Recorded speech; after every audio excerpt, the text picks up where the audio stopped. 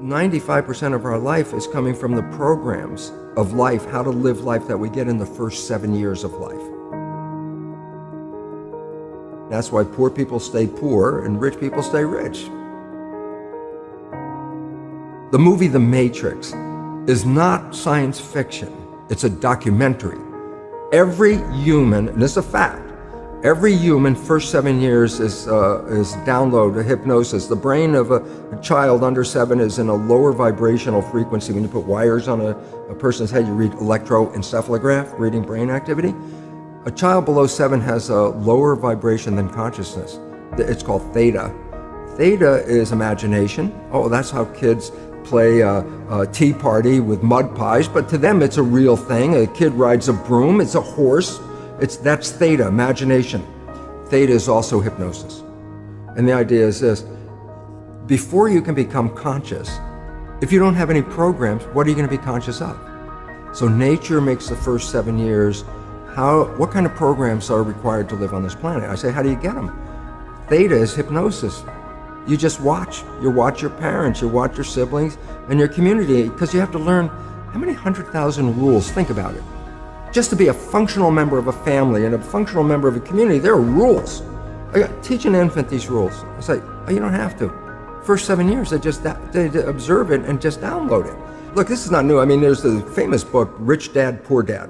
Sure. And basically said you come from a poor family and you could struggle your whole life and try to get rich, but you're not going to make it. And if you come from a rich family, you could be stupid your whole life and make it. Not because it was thinking, but it was unconscious behavior that was downloaded from rich families into kids, which is unconscious. So they're making the right moves unconsciously.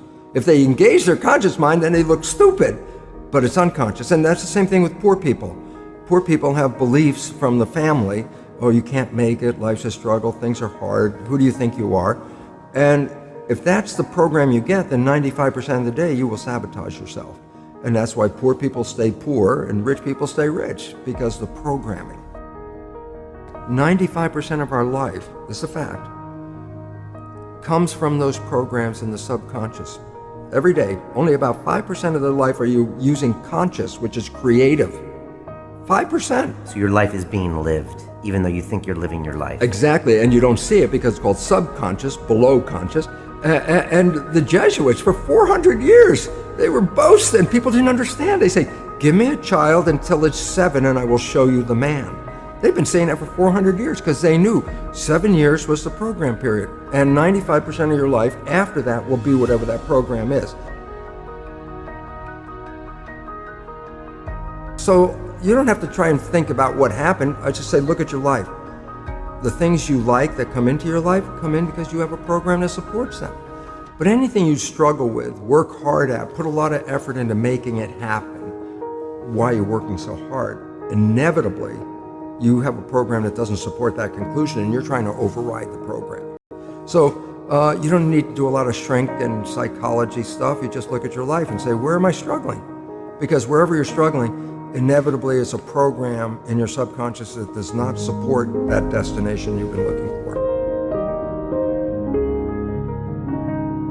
The conscious mind is creative and can learn in any number of ways. Read a self-help book, go to a lecture, listen to this program, and conscious mind's going to get some awareness. And I go, yeah, but subconscious mind doesn't learn that way. I go, right, it doesn't. Subconscious mind learns in 2 fundamental ways naturally.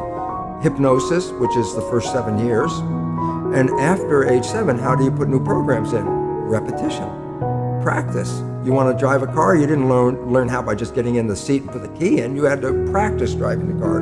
You want to learn the alphabet. How many times did you go from A to Z?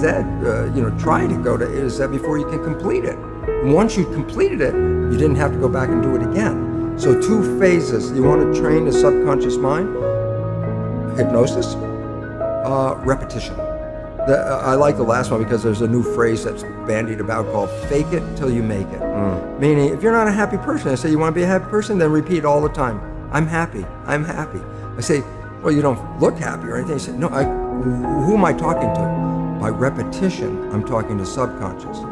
If subconscious gets, I am happy, and 95% of your life comes from that subconscious, there will be a point once the subconscious got, I am happy, you don't have to say it again. Okay. It'll be automatic. And that's why we see people do affirmations and gratitude journals and stuff, because if you do that daily, It's repetitive, and that's the secret part. Look, putting a sticky note on the refrigerator is more like a suggestion, but it's not a repetition. So it doesn't work very well. But you have to do, repetition is a habit. It's making habit. So you got to do something religiously in the sense of repeating it to make it work.